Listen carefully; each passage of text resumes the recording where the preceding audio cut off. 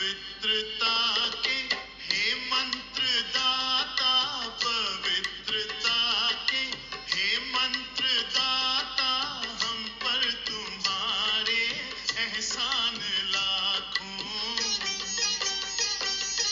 पवित्रता के हे मंत्रदाता, हम पर तुम्हारे एहसान लाखों।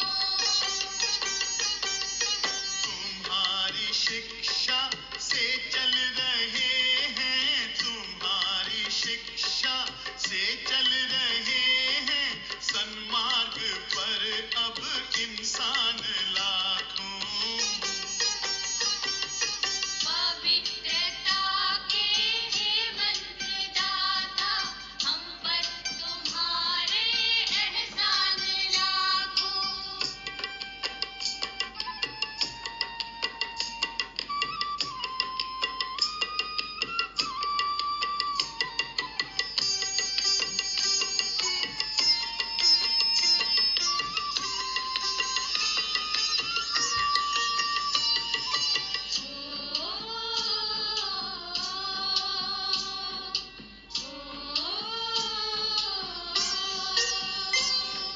तुमने भटकतों को रोशनी दी,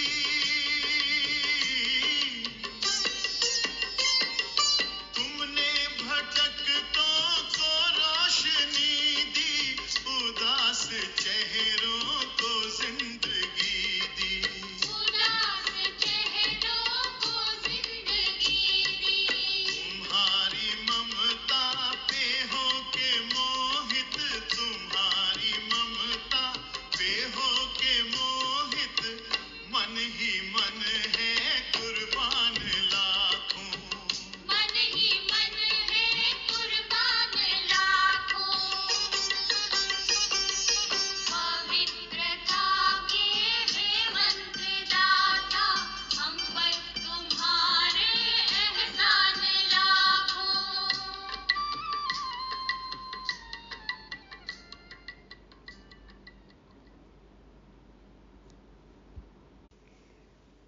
ओम शांति।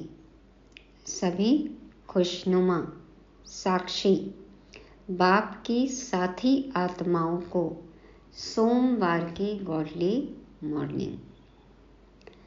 गुरु गोविंद दो खड़े, काके लागू पाए, बलिहारी गुरु आपकी गोविंद दियो बताए।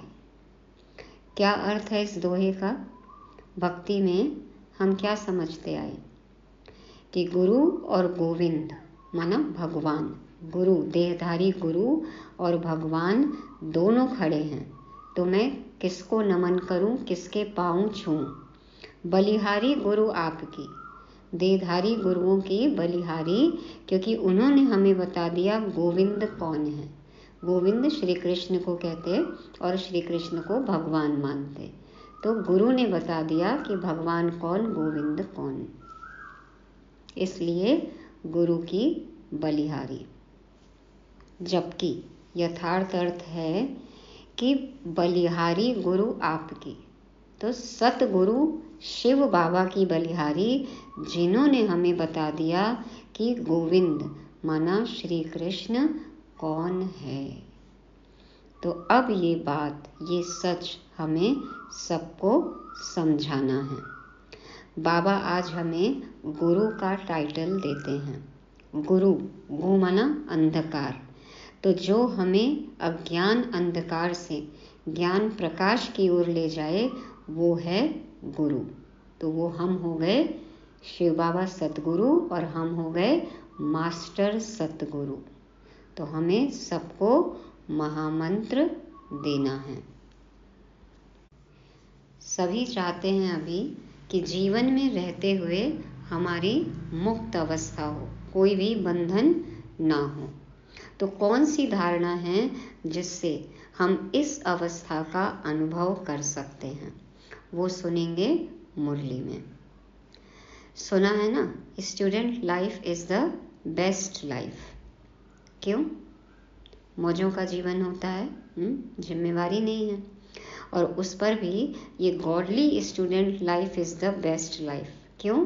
तो आज इस पर हम होमवर्क कर सकते हैं। बाबा क्या कहते हैं ये सुनेंगे हम मुरली में। तारीख है 11 दिसंबर 2023। 11, 1 और 1, तो एक मैं और एक मेरा शिव बाबा। सुनते हैं शिव भगवान वाच। मीठे बच्चे, तुम सबको जीवन मुक्ति का मंत्र देने वाले सतगुरु के बच्चे गुरु हो। तुम ईश्वर के बारे में कभी भी झूठ नहीं बोल सकते। सतगुरु शिव बाबा ने हमें जीवन मुक्ति का मंत्र दिया है। जीवन में रहते हुए कौन सी धारणा करें? हम पवित्रता की धारणा करें तो हम मुक्त अवस्था का अनुभव कर सकते हैं। तो बाबा कहते हैं तुम सद्गुरु के बच्चे गुरु हो। तो ये बात तुम्हें अब सबको बतानी है, ये महामंत्र सबको देना है। ईश्वर के बारे में तुम कभी झूठ नहीं बोल सकते। ईश्वर के बारे में क्या झूठ फैला हुआ है? कि वो सर्वव्यापी है, नाम रूप से न्यारा है। हम सबके अंदर भी ईश्वर विद्यमान है, आदि आदि, है ना। तो बाबा कहते हैं अब तुम ईश्वर के बारे में कभी झूठ नहीं बोल सकते। सत्यम शिवम सुंदरम कौन है, कैसा है, ये बात हमें सबको सच सच बतानी है कि भगवान सर्वव्यापी नहीं है, उनका नाम है, रूप है, वो हम सबके अंदर नहीं है। हाँ, वो हमारे पिता हैं, हम उनके बच्चे हैं। हम बच्चे बाप समान बन सकते हैं, लेकिन बाप तो बाप है और बच्चे बच्चे ही रहेंगे ना। तो ये सब बातें हमें सबको समझानी है। प्रश्न है, सेकंड में जीवन मुक्ति प्राप्त करने की विधि और उसका गायन क्या है? सेकंड में जीवन मुक्ति प्राप्त करने की विधि और उसका गायन क्या है? उत्तर में बाबा कहते सेकंड में जीवन मुक्ति प्राप्त करने के लिए प्रवृत्ति में रहते कमल फूल समान पवित्र बनो। सिर्फ इस अंतिम जन्म में पवित्रता की प्रतिज्ञा करो तो जीवन मुक्ति मिल जाएगी। इस पर ही राजा जनक का मिसाल गाया हुआ है कि गृहस्थ व्यवहार में रहते 1 सेकंड में प्रतिज्ञा के आधार पर जीवन मुक्ति प्राप्त की। तो कोई एक राजा जनक की बात नहीं है, हम सब हैं, है ना। गृहस्थ में रहते हुए संपूर्ण पवित्रता की प्रतिज्ञा करें तो हम भी जीवन में रहते हुए मुक्त अवस्था का अनुभव कर सकते हैं। उदाहरण दिया बाबा ने कमल फूल समान पवित्र। तो कमल कीचड़ में रहता है, पानी में रहता है, लेकिन उपराम रहता है। तो व्यक्ति कैसे भी हो, परिस्थिति कैसे भी हो, हमें भी ऊपर वाले राम के साथ जब हम रहेंगे अच्छे अनुभव होंगे, मुक्त अवस्था का अनुभव करेंगे। सिर्फ इस एक जन्म में पवित्रता की प्रतिज्ञा करनी है, संपूर्ण पवित्रता, मनसा वाचा कर्मणा दृष्टि वृत्ति संबंध संपर्क सब जो है एकदम पवित्र, संपूर्ण पवित्र। सिर्फ ब्रह्मचर्य नहीं, ब्रह्माचारी।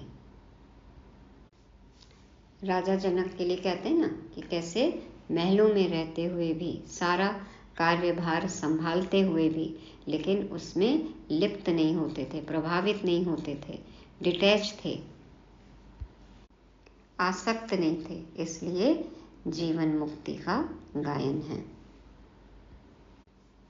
तो एक शब्द में कहें तो ट्रस्टी। गीत बजा। गाफिल तुझे घड़ियाल ये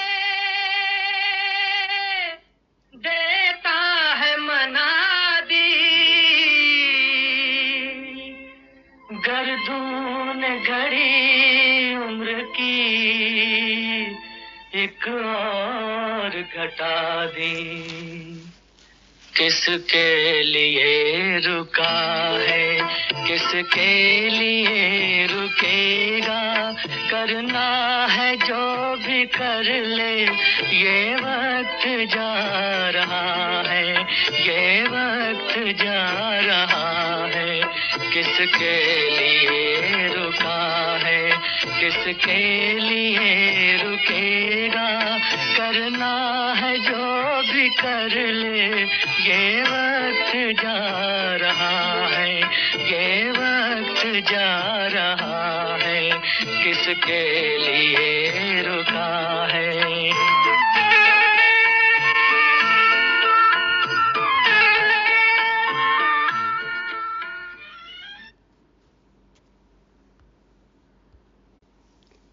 एक एक पल पल करते वक्त जा रहा है, किसी के लिए नहीं रुकता। जो भी करना है अभी कर लो, नहीं तो कभी नहीं कर सकेंगे। नाउ और नेवर। ओम शांति। बाप आते हैं सबको सेकंड में जीवन मुक्ति देने। गायन भी है सबका सदगति दाता। जीवन मुक्ति दाता एक है। एक सेकंड में जीवन मुक्ति क्यों कहते हैं? जैसे राजा जनक का मिसाल है। उनका नाम जनक था, परंतु भविष्य में वही अनुजनक बनता है। जनक और फिर भविष्य में अनुजनक, माना छोटा जनक। जैसे कहते हैं ना मिस्टर सो एंड सो, फिर उनका बेटा माना मास्टर सो एंड सो। तो उनका नाम जनक था, परंतु भविष्य में वही अनुजनक बनता है। जनक के लिए कहते हैं कि उन्हें एक सेकंड में जीवन मुक्ति मिली, लेकिन जीवन मुक्ति तो सतयुग त्रेता में कहेंगे। गुरु लोग कान में मंत्र देते हैं, उसे वशीकरण मंत्र भी कहते हैं। वे तो सब मंत्र देते हैं, लेकिन तुम्हें मिलता है महामंत्र, जीवन मुक्ति का मंत्र। महामंत्र है जीवन मुक्ति का मंत्र। यह मंत्र कौन देते हैं? यह मंत्र कौन देते हैं? ब्रह्मा कुमार ब्रह्मा कुमारियाँ। उन्हें यह मंत्र कहाँ से मिला? उस सतगुरु से। तो शिव बाबा सतगुरु। सर्वोत्तम तो एक ही बाप है, फिर तुम बच्चे सर्वोत्तम बनते हो। उनमें सर्वोत्तम गुरु होते हैं। तुम भी सतगुरु के बच्चे गुरु हो। बाहर लौकिक में क्या है? एक से एक गुरु हैं, एक से एक पंडाल सजाए, एक से एक दुकान है ना सबकी। तो सभी देखो कहते हैं एक से बढ़कर एक है। बाबा कहते हैं उनमें सर्वोत्तम गुरु होते हैं। तुम भी सतगुरु के बच्चे गुरु हो। तो हम हो गए मास्टर सतगुरु। गीता सुनाने वाले को भी गुरु कहा जाता है। नंबरवार तो होते ही हैं। तुम भी सत बोलने वाले गुरु हो। सतगुरु जो हमेशा सत्य बोले, जो सत्य है माना सत्य है, सत्य बोलता है और सत है माना अविनाशी है। तो कौन है? सतगुरु है ना, शिव बाबा। तो बाबा कहते हैं तुम भी सत्य बोलने वाले गुरु हो। तुम कभी ईश्वर के बारे में झूठ नहीं बोलते हो। सच जानने के बाद में अब हम झूठ तो बोल नहीं सकते हैं। पहले पहले तो तुम पवित्रता के ऊपर ही समझाते हो कि बाप से प्रतिज्ञा करो हम कभी भी विकार में नहीं जाएंगे। पवित्रता फाउंडेशन है ना। तो बाबा कहते हैं सबसे पहले तुम पवित्रता के ऊपर ही समझाते हो कि बाबा से प्रतिज्ञा करो, बाप से प्रतिज्ञा करो कि हम कभी भी विकार में नहीं जाएंगे। झूठ आदि न बोलना यह तो कॉमन बात है। झूठ तो बहुतों से निकलती रहती है, पर यहाँ वह बात नहीं है। यहाँ है पवित्रता की बात। देखो जो गुरु लोग होते हैं ना बाहर भी, तो वो खुद तो ब्रह्मचर्य का पालन करते हैं, लेकिन डायरेक्ट कभी किसी को नहीं बोलते हैं। तो इस पॉइंट को गोल गोल घुमा के बोलते हैं। बोलते ही नहीं है। यदि वो बोले तो फिर उनका खाना पीना कहाँ होएगा? खाना तो उनको गृहस्थियों के पास ही खाना है ना। तो इस पॉइंट को गोल मोल कर देते हैं। तो बाबा कहते हैं यहाँ पे तो बात है ही नहीं, यहाँ है पवित्रता की बात। गृहस्थ व्यवहार में रहते इस अंतिम जन्म में हम बाप से प्रतिज्ञा करते हैं कि हम कमल पुष्प समान पवित्र रहेंगे। कीचड़ है, पानी है, लेकिन कमल फूल उसमें खिला हुआ है। तो व्यक्ति कैसे भी है, परिस्थिति कैसे भी है, हम रहेंगे गृहस्थ में, लेकिन अपनी पवित्रता की धारणा नहीं छोड़ेंगे, पवित्र रहेंगे। तो यहाँ पवित्र रहने की बात है। कहेंगे यह तो बहुत ऊंच मंजिल है।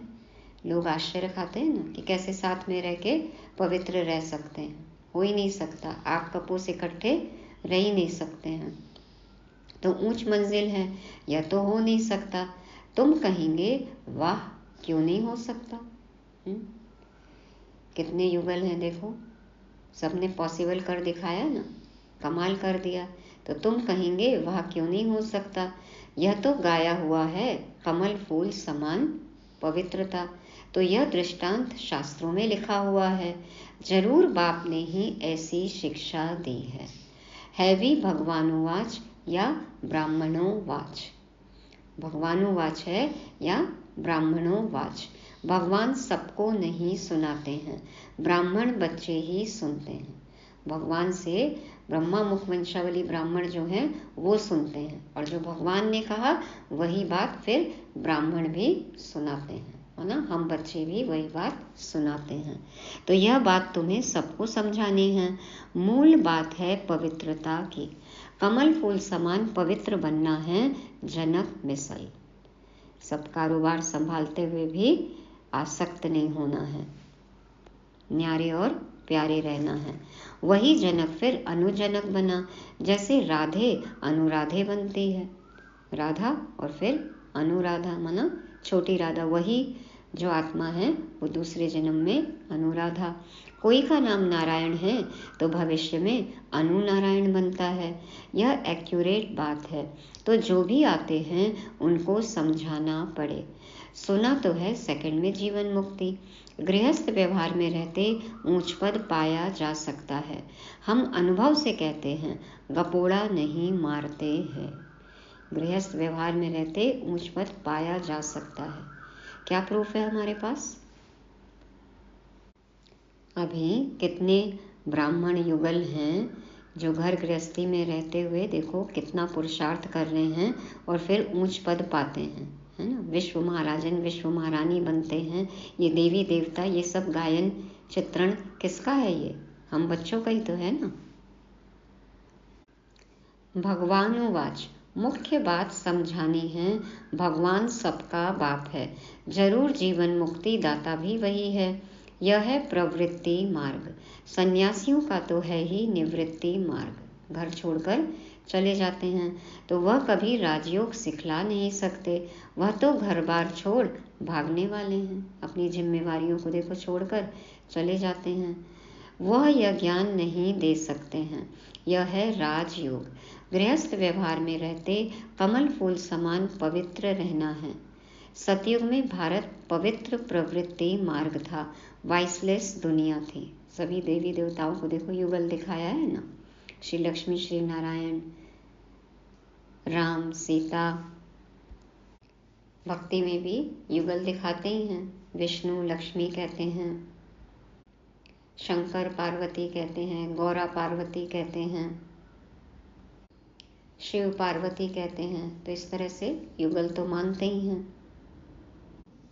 कृष्ण रुक्मणी, तो इस तरह से सबको प्रवृत्ति में दिखाते ही हैं। तो बाबा कहते हैं कि यह है प्रवृत्ति मार्ग। सतयुग में भारत पवित्र प्रवृत्ति मार्ग था, वाइसलेस दुनिया थी। राजाई में स्त्री पुरुष दोनों चाहिए, पालना करने के लिए दोनों चाहिए। तो समझाना पड़ता है। हम अनुभवी हैं। गृहस्थ व्यवहार में रहते कमल फूल समान पवित्र रह सकते हैं। देखो सभी देवी देवताओं के जो अंग हैं ना, उनकी तुलना भी कमल से की जाती है। कमल आसन पर दिखाते हैं, हस्त कमल, चरण कमल, मुख कमल, नयन कमल, तो सब कमल माना पवित्र। तो हम जानते हैं कि पवित्र बन बाप द्वारा पवित्र दुनिया के मालिक बनते हैं। पवित्र प्रवृत्ति मार्ग था, अब तो अपवित्र प्रवृत्ति मार्ग है। यह दुनिया ही भ्रष्टाचारी है। सबका आचरण भ्रष्ट हो गया है। वह श्रेष्ठाचारी दुनिया थी। रावण भ्रष्टाचारी बनाते हैं, राम श्रेष्ठाचारी बनाते हैं। आधा कल्प रावण राज्य चलता है। भ्रष्टाचारी दुनिया में भक्ति मार्ग है। दान पुण्य आदि करते रहते हैं क्योंकि भ्रष्टाचार है। समझते हैं मनुष्य जितना भक्ति दान पुण्य करेंगे तो फिर भगवान मिलेगा। भगवान की भक्ति करते हैं, कहते हैं कि आकर हमको श्रेष्ठ बनाओ। भारत श्रेष्ठाचारी था, अभी नहीं है। श्रेष्ठाचारी था, देखो उसी का गायन है ना कि विश्व गुरु था। भारत सोने की चिड़िया था, और अभी तो कितना भ्रष्टाचार हो गया, इसीलिए कंगाल हो गया। तो भ्रष्टाचारी ही श्रेष्ठाचारी बनते हैं। भारत की नई रचना की कहानी कोई जानते ही नहीं। चित्रों के द्वारा अच्छी तरह समझाया जा सकता है। ऐसे ऐसे चित्र बनाने पड़ेंगे। हर एक सेंटर पर प्रदर्शनी के चित्र होने चाहिए। बाबा डायरेक्शन देते हैं, भल लिख दें कि चित्र हमारे पास नहीं है, तो बाबा डायरेक्शन देंगे यह बनाओ, फिर सबको भेजो, तो सबके पास प्रदर्शनी हो जाएगी। पहले तो इतने साधन सुविधा नहीं था ना, धीरे धीरे सेवा बढ़ी है। तो बाबा कहते हैं यह चित्र बहुत अर्थ सहित है।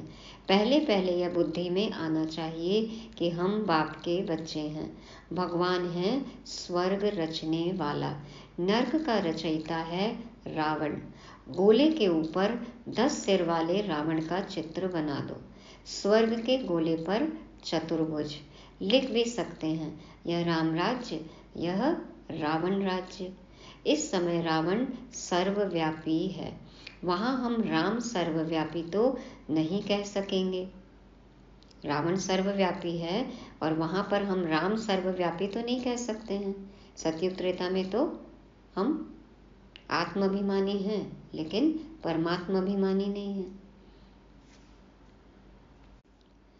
गाया भी जाता है, आत्मा परमात्मा अलग रहे बहुकाल, फिर सुंदर मेला कर दिया जब सतगुरु मिला दलाल।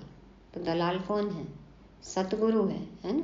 खुद से ही मिला दिया, खुद दलाल बनकर आए और खुद से मिला दिया। आत्मा परमात्मा का सुंदर मेला हो गया, तो जरूर वह आएगा ना।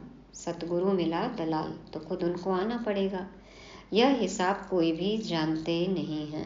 पहले पहले अलग हुई हैं देवी देवताओं की आत्माएं। कौन सी आत्माएं अलग हुई पहले? जो बहुकाल से अलग रहे, ये गायन है। तो सबसे पहले देवी देवताओं की आत्माएं अलग हुई, माना हम बच्चे अलग हुए। यह नॉलेज है, कोई को भी समझाना है। आत्माओं का बाप तो है ना। अब हे आत्मा, अपने परम पिता परमात्मा का ऑक्यूपेशन बताओ। क्या नहीं जानते हो हमारे पिताजी क्या काम करते हैं? ये नहीं पता। ऐसा बच्चा तो होता नहीं जो बाप के ऑक्यूपेशन को नहीं जानता हो। सबको पता है ना कि हमारे पिताजी क्या काम करते हैं, क्या ऑक्यूपेशन है। बाप बैठ समझाते हैं, तुम अपने जन्मों को नहीं जानते हो, मैं समझाता हूँ। पहले पहले जो देवी देवता हैं वह इतने जन्म लेते हैं, तो हिसाब करो दूसरे धर्म वाले कितने जन्म लेते होंगे। सिद्ध कर बताना पड़े मैक्सिमम इतने हैं, तो मैक्सिमम 84 और मिनिमम 1 जन्म किसी भी आत्मा का। झाड़ वृद्धि को पाता रहता है। पहले पहले देवी देवता थे, उन्हों के ही 84 जन्म कहे जाते हैं। भारत की नॉलेज है ना। प्राचीन भारत की नॉलेज किसने दी? यह भगवान ने ही दी है। नॉलेजफुल गॉड फादर है ना। ब्रह्मा को भी नॉलेजफुल कहेंगे या नहीं कहेंगे? नहीं कहेंगे। श्री कृष्ण को भी नहीं कहेंगे, क्योंकि बाबा ने आकर बताया ना। पहले तो किसी के पास भी ये नॉलेज नहीं थी। तो बाबा कहते ब्रह्मा को भी नॉलेजफुल नहीं कहेंगे, श्री कृष्ण को भी नहीं कहेंगे।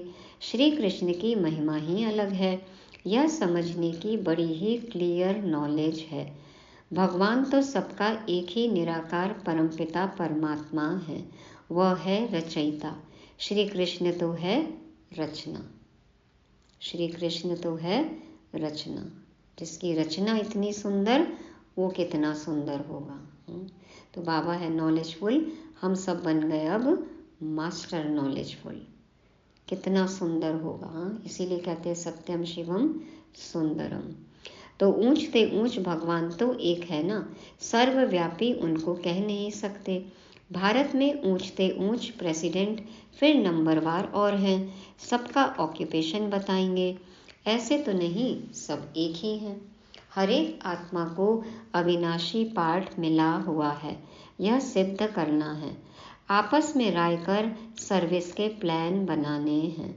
परंतु जिसकी लाइन क्लियर नहीं होगी, कोई विकार होगा, वह नाम रूप में फंसा होगा, तो यह काम हो नहीं सकेगा। इसमें लाइन बड़ी क्लियर चाहिए। बाबा हमेशा बात करते हैं क्लीन एंड क्लियर की। क्या फ़र्क है क्लीन और क्लियर? क्लीन माना साफ, क्लीन बुद्धि, पुराने आसुरी स्वभाव संस्कार से मुक्त, वो हो गई क्लीन बुद्धि। और जिसकी लाइन क्लियर नहीं होगी, बाबा कहते हैं कोई विकार होगा, नाम रूप में फंसा होगा, तो यह काम हो नहीं सकेगा। लाइन क्लियर होगी तभी बाबा जो हमें टचिंग देंगे वो हम कैच कर सकते हैं। कहीं और हमारी बुद्धि एंगेज होगी, किसी में फंसी होगी, कोई व्यक्ति है, कोई पदार्थ है, कोई आसक्ति है, तो क्लैरिटी तो नहीं होगी ना, अटक गए ना, कहीं फंस गए, तो फिर ये काम नहीं हो सकेगा, सेवा भी नहीं कर सकेंगे, बाबा के डायरेक्शन भी कैच नहीं कर सकेंगे। तो बाबा कहते हैं इसमें लाइन बड़ी क्लियर चाहिए, रिजल्ट तो अंत में ही निकलेगी, अभी सभी नंबरवार हैं। मनुष्य कहते हैं यह व्यास भगवान ने शास्त्र बनाए। अब व्यास तो भगवान हो नहीं सकता। वास्तव में धर्म के शास्त्र हैं ही 4। कौन से 4 हैं? पहले तो 4 धर्म कौन से कहते हैं बाबा? आदि सनातन देवी देवता धर्म, इस्लाम, बौद्धि और ईसाई धर्म। तो बाबा क्या कहते हैं? सर्वशास्त्र शिरोमणि श्रीमद् भगवद गीता, और इस्लाम का हो गया कुरान, और बौद्धि का हो गया त्रिपिटक, धम्मपद कहते हैं, त्रिपिटक कहते हैं, और ईसाइयों का हो गया बाइबल। तो भारत का धर्मशास्त्र तो है ही एक माई बाप गीता, वर्षा उनसे ही मिलता है, माँ द्वारा बाप से वर्षा मिलता है। गीता माता का बाप है रचता, गीता माता का बाप है रचता। तो गीता द्वारा ही बाप ने प्राचीन सहज राजयोग की नॉलेज दी है। गीता तो भारत खंड का शास्त्र है, फिर इस्लामी का धर्मशास्त्र अपना है, बुद्ध का अपना है, क्रिश्चियन का अपना है। गीता तो है सबका माई बाप, बाकी शास्त्र हैं बाल बच्चे। वो पता है ना, अमेरिका में स्वामी विवेकानंद गए थे, तो उनको विचलित करने के लिए, डिस्टर्ब करने के लिए गीता को सब धार्मिक पुस्तकों के नीचे रख दिया और बोला देखो आपका शास्त्र जो है गीता सबसे नीचे है। तो उन्होंने क्या किया, सिर्फ धीरे से नीचे से गीता पुस्तक को निकाल दिया, सब जो पूरा ढेर था पुस्तकों का वो गिर गया। तो बोले ये आधार है, फाउंडेशन है। तो बाबा कहते हैं ना कि गीता माता का बाप है रचता, और ये तो सर्वशास्त्र शिरोमणि है, श्रीमद् भगवद गीता। बाकी तो सब बाल बच्चे हैं, गीता सबका माई बाप है, वह बाद में निकले हैं। बाकी इतने वेद उपनिषद आदि यह सब किस धर्म के हैं, यह मालूम तो होना चाहिए कि यह किसने उच्चारे, उससे कौन सा धर्म निकला। कोई धर्म तो है नहीं। धर्मशास्त्र किसको कहते हैं? जिससे कोई धर्म की स्थापना हुई हो। बाकी वेद उपनिषद ये सब धर्मशास्त्र नहीं है, धार्मिक पुस्तकें हैं लेकिन धर्मशास्त्र नहीं है। तो बाबा कहते हैं उससे कौन सा धर्म निकला, कोई धर्म तो है नहीं। पहले तो सिद्ध करना है कि गीता खंडन की हुई है। क्यों है ऐसा? बाप के बदले बच्चे का नाम दे दिया है। जीवन चरित्र तो सबका अलग अलग है। बाप कहते हैं सर्वधर्मानि परित्यज्य मामेकम शरणम व्रज।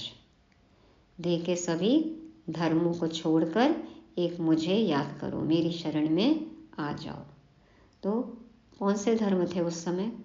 किस धर्म की बात कर रहे हैं कि देह और देह के सभी धर्मों को छोड़ के एक मेरी शरण में आ जाओ। एक ही धर्म था उस समय तो।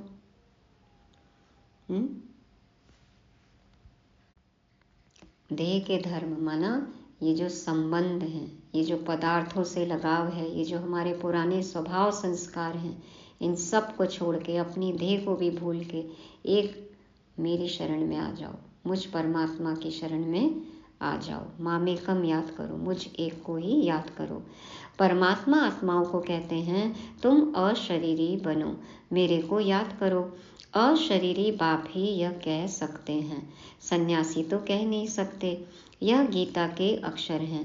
सब धर्म वालों को कहते हैं अशरीरी भव। अभी नाटक पूरा होता है।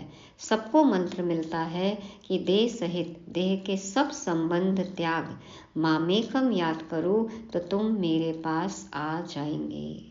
ये है महामंत्र। ये मंत्र यदि हमने धारण कर लिया ना तो जीवन में रहते मुक्त अवस्था हो जाएगी। पवित्रता की धारणा तो करनी ही है, लेकिन ये भी मंत्र है कि देह सहित देह के सब संबंध त्याग कर मामेकम याद करो तो तुम मेरे पास आ जाएंगे। मुक्ति के बाद जीवन मुक्ति है जरूर। पद जीवन मुक्ति का है वाया मुक्ति। जो भी आते हैं सतो रजो तमो से पास करते हैं। समझानी कितनी अच्छी है, परंतु बच्चे एक कान से सुन दूसरे कान से निकाल देते हैं। वैसे है बहुत सहज। क्या हमें लगता है कि हम एक कान से सुन के दूसरे कान से निकालते हैं? यदि एक कान से दूसरे कान तक भी जाए ना तो शायद थोड़ी सी बात बुद्धि में ऊपर चढ़ जाए, लेकिन हम तो क्या करते हैं आजकल, जिस कान से सुनते हैं उसी कान से निकाल देते हैं। इसलिए बाबा की बातें बुद्धि में बैठती ही नहीं है, घुसती ही नहीं है। श्रीमत हम 100% फॉलो करते ही नहीं हैं। और बाबा कहते हैं कि समझानी कितनी अच्छी है बहुत सहज। तुम जगह जगह पर प्रदर्शनी करो, अखबारों में भी पढ़ जाए, खर्चा कर सकते हो, भल सब सुने। अखबार में तो जरूर डालना है। आजकल तो सोशल मीडिया पर डाल दें, सब तरफ बात पहुंच जाएगी। तो बच्चों को बड़ा नशा रहना चाहिए, बाकी टाइम बहुत थोड़ा बचा है। ये साकार मुरली है 60s की। उस समय बाबा कह रहे हैं कि टाइम बहुत थोड़ा बचा है। अतीन्द्रिय सुख की भासना गोप गोपियों से पूछो। गाया हुआ है, यह गोपी वल्लभ के गोप गोपियां हैं। गोप गोपियां न सतयुग में न कलयुग में होते हैं। गोप गोपियां कहाँ होते हैं? अभी संगम युग पर। गोप, गो माना इंद्रियां, पी माना पी लिया। जिसने अपनी इंद्रियों को जीत लिया वो गोपी। और जो अपनी इंद्रियों को जीत ले, उनका अधिकारी बन जाए, तो वही तो अतीन्द्रिय सुख का अनुभव कर सकता है ना। तो बाबा कहते हैं गोप गोपियां अभी हैं, गोपी वल्लभ के बच्चे पोत्रे पोत्रियां हैं। गोप गोपियां सतयुग में नहीं है न कलयुग में है। वहाँ पे क्या है? वहाँ लक्ष्मी देवी राधे देवी हैं। गोप गोपियां अभी हैं, गोपी वल्लभ के बच्चे पोत्रे पोत्रियां हैं। जरूर दादा भी होगा। दादा, बाबा और मम्मा, यह नई रचना हुई है संगम पर। बाप कहते हैं मैं कल्प के संगम युगे आता हूँ नई दुनिया बनाने। आसुरी संतान से तुम ईश्वरीय संतान बने हो, फिर बनेंगे। पहले आसुरी से ईश्वरीय बने हैं, फिर कौन से संतान बनेंगे? दैवी संतान। फिर क्षत्रिय वैश्य शूद्र संतान बनेंगे 84 जन्मों में। फिर साथ साथ वृद्धि भी होती रहती है। झाड़ भी पूरा कंप्लीट चाहिए, प्रलय भी नहीं होती है।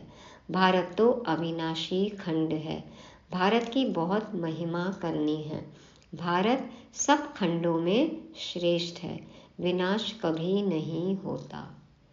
तो भारत फिर से विश्व गुरु बनेगा, फिर से सोने की चिड़िया आएगी। उड़ गई ना अभी चिड़िया, फिर से आएगी। कब आएगी?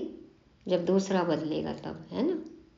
नहीं, स्व परिवर्तन से विश्व परिवर्तन होगा। जब हम बदल जाएंगे, हमारे पुराने आसुरी स्वभाव संस्कार जब दैवी संस्कार बन जाएंगे, भारत फिर से सोने की चिड़िया बन जाएगा, चिड़िया वापस आ जाएगी। तो बाबा कहते हैं भारत सब खंडों में श्रेष्ठ है, विनाश कभी नहीं होता। अच्छा, मीठे मीठे सिकील दे बच्चों प्रति माता पिता बाप दादा का याद प्यार और गुड मॉर्निंग। रूहानी बाप के रूहानी बच्चों को नमस्ते।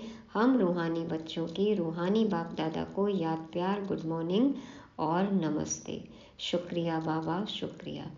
अब एक रात्रि क्लास है 16 अप्रैल 19 1968 की, 16 अप्रैल 1968। तुम ब्राह्मण बच्चों बगैर किसको भी यह पता नहीं है कि संगम युग कब होता है। इस कल्प के संगम युग की महिमा बहुत है। बाप आकर राजयोग सिखलाते हैं। सतयुग के लिए तो जरूर संगम युग ही आएगा। है भी मनुष्य, उनमें कोई कनिष्ठ कोई उत्तम है। उनके आगे महिमा गाते हैं, आप पुरुषोत्तम हो, हम कनिष्ठ हैं। आप ही बताते हैं मैं ऐसे हूँ ऐसे हूँ। कहते हैं ना, आप 16 कला संपन्न हो, सर्वगुण संपन्न हो, और हम क्या हैं, नीच खल पापी कामी हैं। तो आप पुरुषोत्तम, हम कनिष्ठ। अभी इस पुरुषोत्तम संगम युग को तुम ब्राह्मण बगैर कोई भी नहीं जानते। इनकी एडवर्टाइज कैसे करें जो मनुष्यों को पता पड़े। संगम युग पर भगवान ही आकर राजयोग सिखलाते हैं। तुम जानते हो हम राजयोग सीख रहे हैं। अभी ऐसी क्या युक्ति रचें जो मनुष्यों को मालूम पड़े, परंतु होगा धीरे। अभी समय पड़ा है, बहुत गई थोड़ी रही, थोड़ी की भी थोड़ी। अब तो क्या है, थोड़ी की थोड़ी भी नहीं है। किस सेकंड क्या हो जाएगा, अचानक क्या हो जाएगा पता नहीं। तो हम कहते हैं तो मनुष्य जल्दी पुरुषार्थ करें, नहीं तो ज्ञान सेकंड में मिलता है, जिससे तुम उसी समय सेकंड में जीवन मुक्ति पा लेंगे। देखा जाए तो हर चीज एक सेकंड का ही खेल है ना। जिस सेकंड है उससे पहले के सेकंड में वो नहीं है। जैसे जिस सेकंड मौत हुई उसके एक सेकंड पहले तक तो वो जिंदा था ना। जिस मोमेंट हमें ज्ञान समझ में आया उससे एक सेकंड पहले तक समझ नहीं थी। जिस क्षण हमने बाबा को पहचाना उससे पहले के क्षण तक हम नहीं पहचानते थे। तो बाबा कहते हैं कि ज्ञान तो सेकंड में मिलता है, जिससे तुम उसी समय सेकंड में जीवन मुक्ति पा लेंगे। परंतु तुम्हारे सिर पर आधा कल्प के पाप हैं, वह थोड़े ही सेकंड में कटेंगे। समझ में आ जाती है, लेकिन फिर पुरुषार्थ करेंगे, इतना बोझ है तो एक सेकंड में सारे पाप तो नहीं कट सकते ना। समझ तो आ गई, लेकिन पुरुषार्थ में फिर समय लगता है। तो बाबा कहते हैं तुम्हारे सिर पर आधा कल्प के पाप हैं, वह थोड़े ही सेकंड में कटेंगे, इसमें तो टाइम लगता है। मनुष्य समझते हैं अभी तो समय पड़ा है, अभी हम ब्रह्मा कुमारियों पास क्यों जाए। लिटरेचर से उल्टा भी उठा लेते हैं, तकदीर में नहीं है तो उल्टा उठा लेते हैं। 100 वर्ष का संगम युग, अभी तो बहुत समय पड़ा है। ब्राह्मण भी देखो अभी कैसी कैसी कैलकुलेशन लगाते हैं कि बाबा ने 100 साल बोला है, अभी तो पड़े हैं 13-14 साल। और किस सेकंड ये कैलकुलेशन फेल हो जाएगी पता भी नहीं चलेगा, एक सेकंड का खेल है। तो बाबा कहते हैं कि लिटरेचर से उल्टा भी उठा लेते हैं, तकदीर में नहीं है तो उल्टा उठा लेते हैं। तुम समझते हो यह पुरुषोत्तम बनने का युग है। हीरे जैसा गायन है ना, फिर कम हो जाता है। गोल्डन एज, सिल्वर एज, यह संगम युग है डायमंड एज। सतयुग है गोल्डन एज, यह तुम जानते हो। स्वर्ग से भी यह संगम अच्छा है, हीरे जैसा जन्म है। डायमंड एज कहते हैं ना, हीरक एज, हीरक युग, हीरे जैसा जन्म। अमर लोक का गायन है ना, फिर कम होता जाता है। तो यह भी लिख सकते हो पुरुषोत्तम संगम युग है डायमंड, सतयुग है गोल्ड, त्रेता है सिल्वर, और फिर द्वापर कॉपर और कलयुग आयरन। तो यह भी तुम समझा सकते हो, संगम पर ही हम मनुष्य से देवता बनते हैं। 8 रत्न बनाते हैं ना, तो डायमंड को बीच में रखा जाता है। नवरत्न का गायन है ना, तो डायमंड को बीच में रखते हैं, बाकी अष्टरत्न हैं। तो संगम का शो होता है। संगम युग है ही हीरे जैसा, संगम युग है ही हीरे जैसा। हीरे का मान संगम युग पर है, हीरे का मान संगम युग पर है। तो बहुत हीरा पहने, हीरा भल पहनो, लेकिन अब बनना हीरे जैसा है। तो योग आदि सिखलाते हैं, जिसको स्पिरिचुअल योग कहते हैं, परंतु स्पिरिचुअल तो फादर ही है। रूहानी फादर और रूहानी नॉलेज संगम पर ही मिलती है। मनुष्य जिनमें देह अहंकार है वह इतना जल्दी कैसे मानेंगे? गरीब आदि को समझाया जाता है तो यह भी लिखना है, संगम युग इज डायमंड, उनकी आयु इतनी। सतयुग गोल्डन एज, तो उनकी आयु इतनी। शास्त्रों में भी स्वास्तिका निकालते हैं, तो तुम बच्चों को भी यह याद रहे तो कितनी खुशी रहे। स्टूडेंट्स को खुशी होती है ना। Student life is the best life. क्यों? Student life is the best life. छोटे बच्चे रहते हैं, पढ़ते हैं, कोई चिंता नहीं है, कोई जिम्मेवारी नहीं, कोई टेंशन नहीं, कोई ईर्ष्या बैर भाव कुछ भी नहीं, मौज ही मौज, बेस्ट लाइफ है। बाबा कहते हैं यह तो सोर्स ऑफ इनकम है। हमने बात की थी godly student life is the best life. क्यों? क्योंकि इसी जीवन में हम कमाई कर सकते हैं, सोर्स ऑफ इनकम, और ऐसी कमाई जो ज़िंदगी के साथ भी और ज़िंदगी के बाद भी, ऐसी कमाई जो हम साथ में लेकर जा सकते हैं। तो यह तो सोर्स ऑफ इनकम है। यह है मनुष्य से देवता बनने की पाठशाला। देवताएं तो विश्व के मालिक थे, यह भी तुमको मालूम है। तो अथाह खुशी होनी चाहिए। इसलिए गायन है, अतीन्द्रिय सुख गोपी वल्लभ के गोप गोपियों से पूछो। टीचर अंत तक पढ़ाते हैं तो उनको अंत तक याद करना चाहिए। भगवान पढ़ाते हैं और फिर भगवान साथ भी ले जाएंगे। पुकारते भी हैं, लिबरेटर गाइड, दुख से छुड़ाओ। सतयुग में दुख होता ही नहीं। कहते हैं विश्व में शांति हो। बोलो आगे कब थी? वह कौन सा युग था? किसको पता नहीं है। राम राज्य सतयुग, रावण राज्य कलयुग, यह तो जानते हो ना। बच्चों को अनुभव सुनाना चाहिए। बस क्या सुनाऊं दिल की बात। बेहद का बाप बेहद की बादशाही देने वाला मिला, और क्या अनुभव सुनाऊं।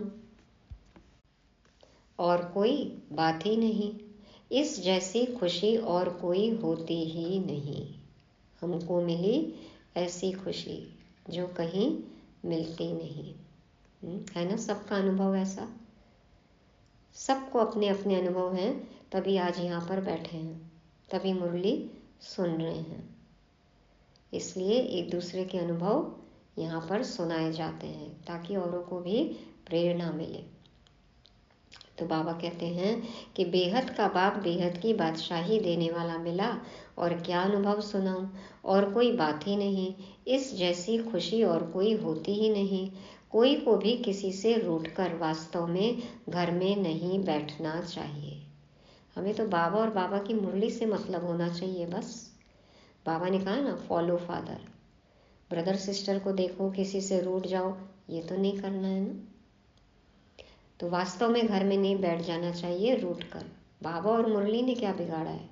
बाबा ने एक मुरली में कहा कि आपस में कुछ होता है मुझसे रूठ जाते हैं, मैंने क्या किया है?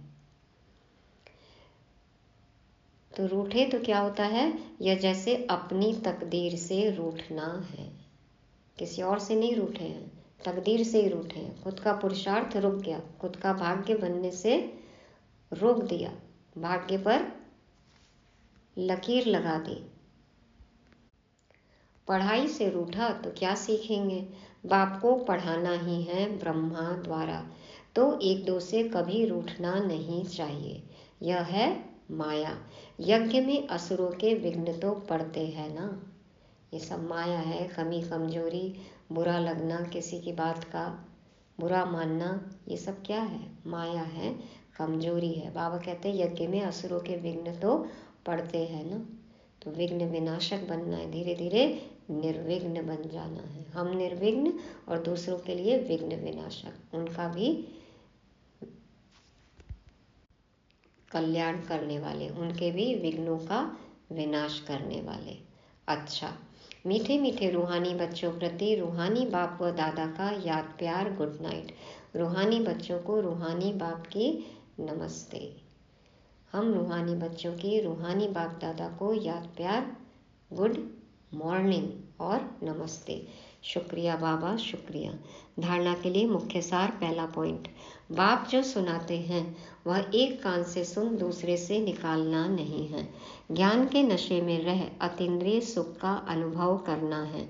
दूसरा, सभी को सेकंड में मुक्ति, जीवन मुक्ति का अधिकार देने के लिए यही महामंत्र सुनाना है कि देह सहित देह के सब संबंधों को त्याग बाप को याद करो। वरदान है, क्लियर बुद्धि द्वारा हर बात को परखकर यथार्थ निर्णय करने वाले सफलता मूर्त भव। क्लियर बुद्धि द्वारा हर बात को परखकर यथार्थ निर्णय करने वाले सफलता मूर्त भव। बाप दादा समझाते हैं, जितनी बुद्धि क्लियर है उतनी परखने की शक्ति प्राप्त होती है। ज़्यादा बातें सोचने के बजाय एक बाप की याद में रहो, बाप से क्लियर रहो तो हर बात को सहज ही परख कर यथार्थ निर्णय कर सकेंगे। जिस समय जैसी परिस्थिति, जैसा संपर्क संबंध वाले का मूड, उसी समय पर उस प्रमाण चलना, उसको परख कर निर्णय लेना, यह भी बहुत बड़ी शक्ति है जो सफलता मूर्त बना देती है। बाबा कहते हैं, कोई परिस्थिति है, किसी का मूड कैसा है, उसको भांप लो, उसको समझ लो और फिर उस अनुसार हम निर्णय लेकर और कर्म में आते हैं तो फिर सफलता मिल जाती है। बुद्धि क्लियर, जितनी बुद्धि क्लियर उतनी परखने की शक्ति प्राप्त होगी। ज़्यादा बातों में बुद्धि को नहीं उलझाना है, ज़्यादा संबंधों में बुद्धि को नहीं उलझाना है, एक बाप की याद में रहना है, एक बाप से क्लियर रहना है। तो बाबा कहते हैं, हर बात को सहज ही परख कर यथार्थ निर्णय कर सकेंगे। बहुत ज़्यादा हर जगह बुद्धि को उलझाएंगे तो बहुत कंफ्यूजन होगा। इसलिए एक बाबा से जुड़े रहें तो सही निर्णय कर सकते हैं, परखने की शक्ति मिल सकती है। कल भी था ना, निर्णय करने की शक्ति, परखने की शक्ति, तो सफलता मूर्त। स्लोगन है, ज्ञान सूर्य बाप के साथ लकी सितारे वह हैं जो जग से अंधकार को मिटाने वाले हैं, अंधकार में आने वाले नहीं। ज्ञान सूर्य बाप के साथ लकी सितारे वह हैं जो जग से अंधकार को मिटाने वाले हैं, अंधकार में आने वाले नहीं। तो बाबा ज्ञान सूर्य है, हम भी लकी सितारे हैं। बाबा के काम में मदद करनी है, अज्ञान अंधकार को दूर करना है। ये नहीं कि खुद भी अज्ञान में फंस जाएं, भक्ति में फंस जाएं, नहीं, ज्ञान मार्ग पर ही चलना है, ज्ञान सूर्य की किरणों के नीचे ही रहना है, तभी हम जगमगाएंगे लकी सितारे। तो मुरली को रिवाइज करने के लिए पॉइंट्स हैं। पहला, जीवन मुक्ति का महामंत्र, पवित्रता का महामंत्र, जीवन मुक्ति का महामंत्र। और बाबा ने कहा क्या मंत्र दो सबको, कि देह सहित देह के सब संबंधों को त्याग करके एक बाप को याद करो, ये महामंत्र सबको बताना है। दूसरा है अतीन्द्रिय सुख, तो ये संगम पर ही हम अनुभव कर सकते हैं। तीसरा है godly student life is the best life. क्यों? क्योंकि इसमें ही हम साथ जाने वाली कमाई कर सकते हैं, सोर्स ऑफ इनकम। और चौथा है क्लियर बुद्धि, तो कहीं और बुद्धि न अटकी हो, किसी देहधारी में, किसी पदार्थ में नहीं, तो क्लीन एंड क्लियर बुद्धि हो। और पांचवा लकी सितारे, I am the luckiest soul, I am the luckiest star, God elected, God selected।